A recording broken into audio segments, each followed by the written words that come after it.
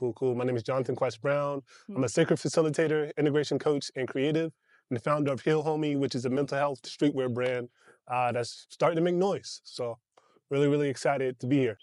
Why don't you tell me a little bit about how you came up with the idea for Heal Homie and your mission with it? Yeah, so Heal Homie actually came through spirit, God, the universe, right? I was one day just like sitting there meditating, and I just kept hearing heal homie, and I had no clue what to do with it or what it even meant, right? And I started asking questions, and the message that I got was like, this is for you to build and share with the world, right? I sat on it for a year because I was scared. The fear stopped me again from doing stuff that I know I'm meant to do. I doubt, and I sat on it for a whole year. And I've had these experiences in my life where like I sat on that idea, it bounces off of me and goes to somebody else, and then they run with it. And I started to see, I started to see like a lot of brands pop up that had a similar mission. I was like, oh man, I gotta go. So yeah, that's how it happened. And then just a few months ago, actually, like March-ish, that's when I started to put it out. And it's just been really received really well. And we dropped our first collection, which is just, you know, the shirt that I have on right now and the hat that I have on. And yeah, people loved it. So just got to keep going. But it was a lesson to not let the fear stop me and to trust, right? Just to go, even when I don't know what's going to happen, to go. So yeah, I'm going with it. Talk to me a little bit about that fear that you're overcoming and what it feels like to step into yourself with more authenticity. That fear, right, has been in me since I was inside my mom's womb. It's been a huge block, but it's also been almost like a friend in some ways because, you know, that fear has prevented me from being caught up in certain situations that I really wasn't supposed to be in, but it also has prevented me from, you know, trying things too at the same time.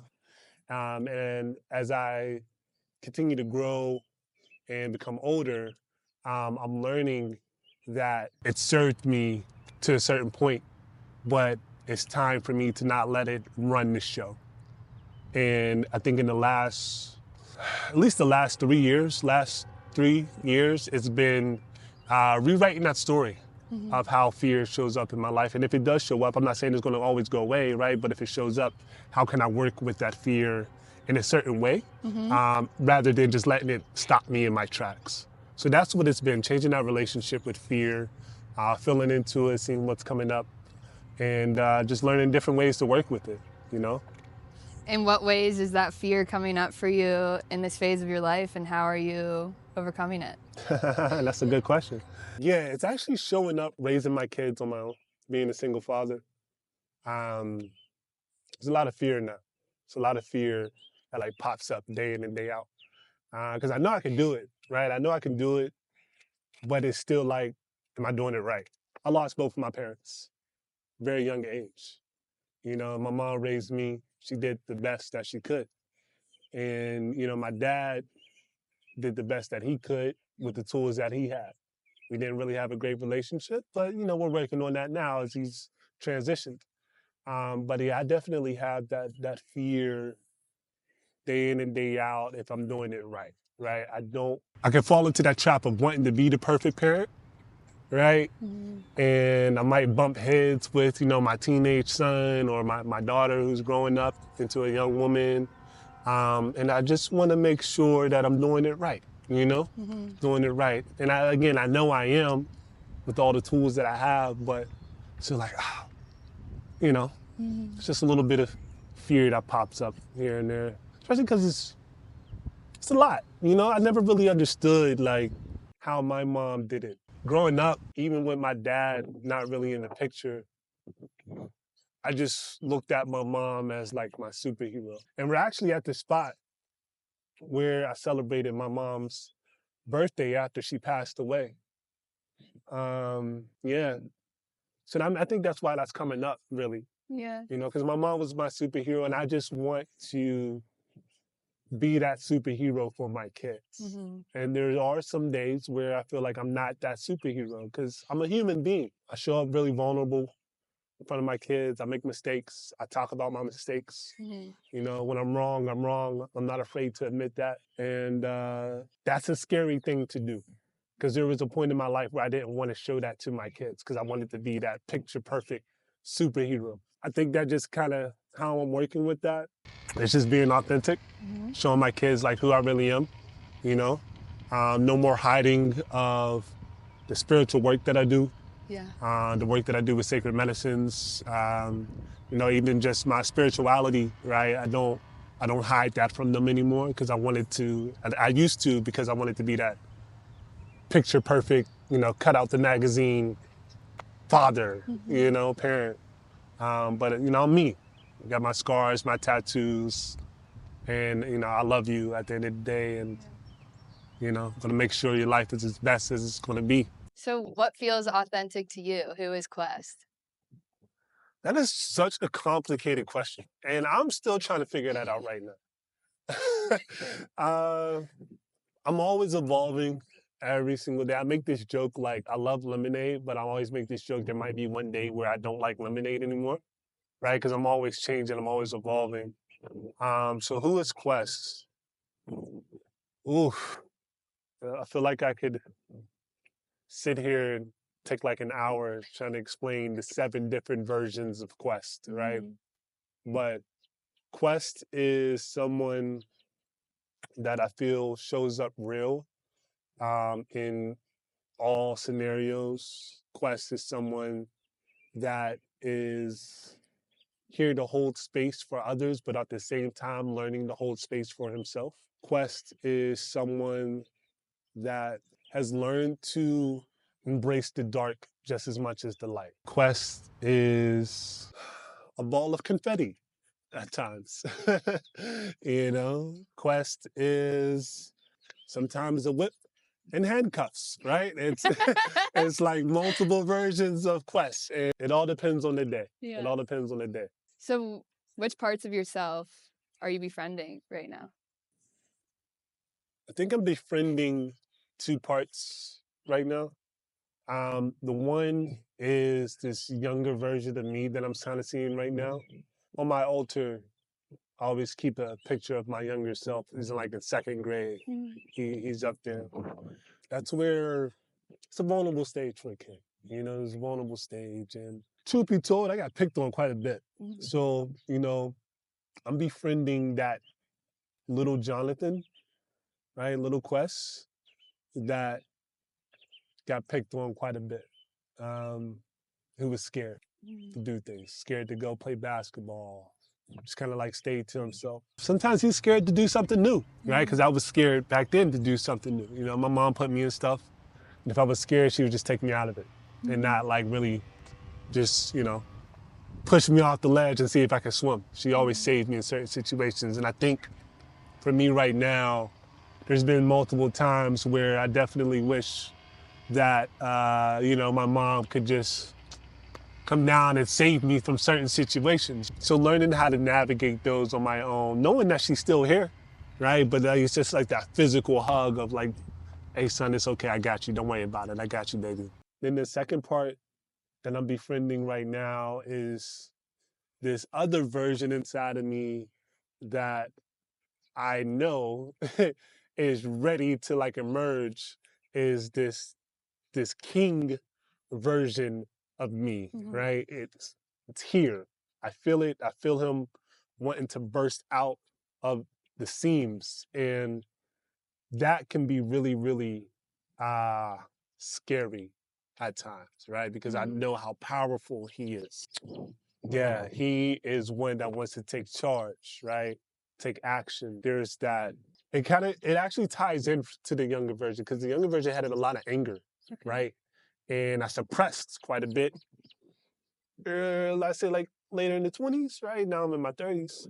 And I can feel it sitting in here, Mhm. right? So that king is teaching me and wants to emerge to like transmute that anger into passion, into you know that that energy of just like, okay, go. Not really taking the anger to like lash out on somebody, but more so the anger in the way of like, okay, you want to build, heal homie. How bad do you want to build heal homie, right? Mm-hmm. How far do you want to see it to go? How much are you willing to put in to take it to that level that you couldn't even imagine, right? Mm-hmm. That passion, that lust for the success, the growth, maybe having multiple stores around the world. Like that's the king that is emerging right now. And I'm getting slowly, slowly letting them come out, right? Slowly letting them come out. Yeah, slowly letting him come out because he's appeared to me a few times in my dreams. Like, I'm here. You ready? I'm even seeing it. Like, honestly, I'm seeing it even just like working out. Like he appeared to me. It was so funny. He appeared to me like probably like a month and a half ago in my dreams. He had like a 8-pack. I was like, oh wow, all right. I woke up. I was like, all right, I'm in the gym. Let's go, right? So yeah, that's how he's showing up.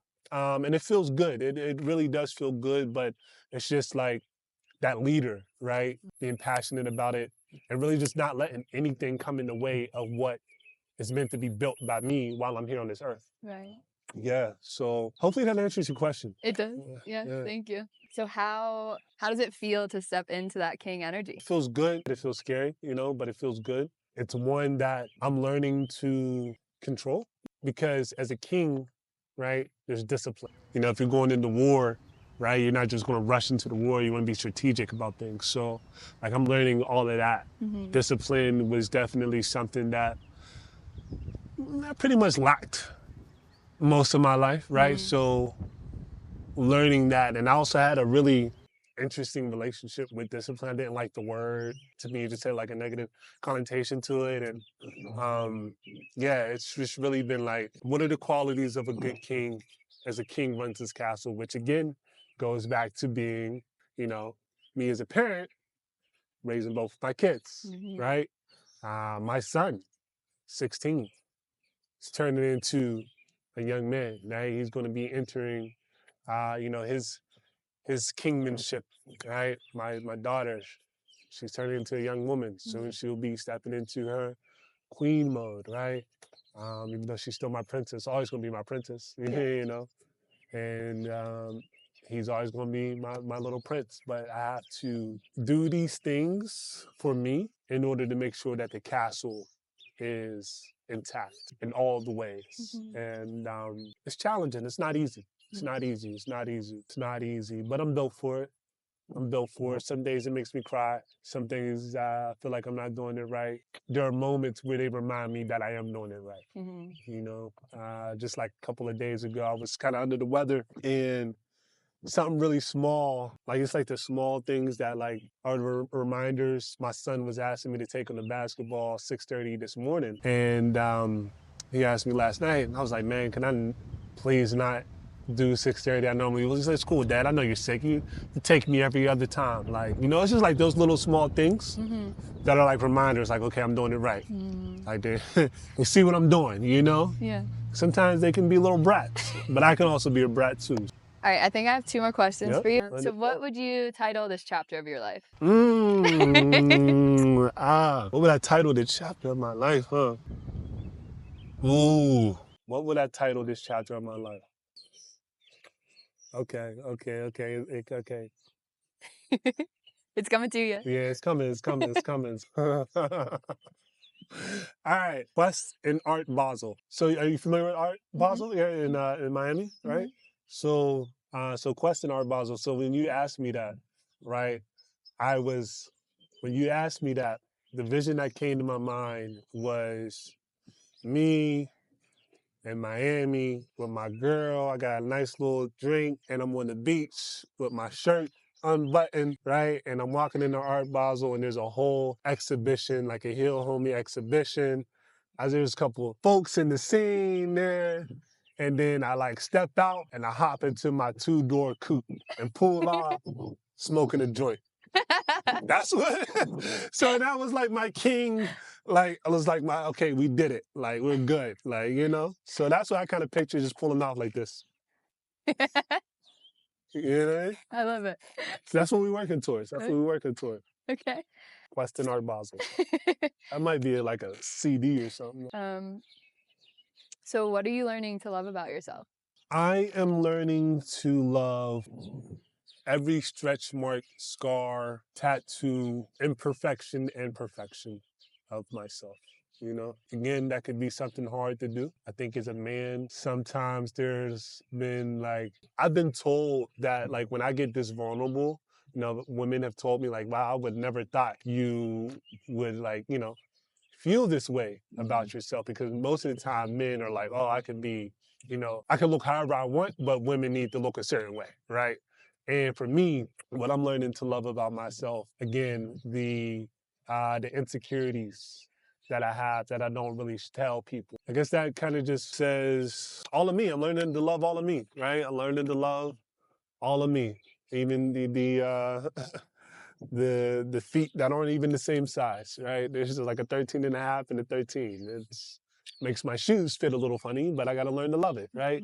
Um, yeah, I'm learning to love all of me, the good, the bad, the ugly, and the sad, the happy, the dark and the light, the scary, the joy, you know, all those sides of me, the wild and crazy. Because again, as I mentioned early on, like there's so many versions of who I am, right? And one day I might be this one, Monday I might be this one, Tuesday it might be this one. It throws people off so much.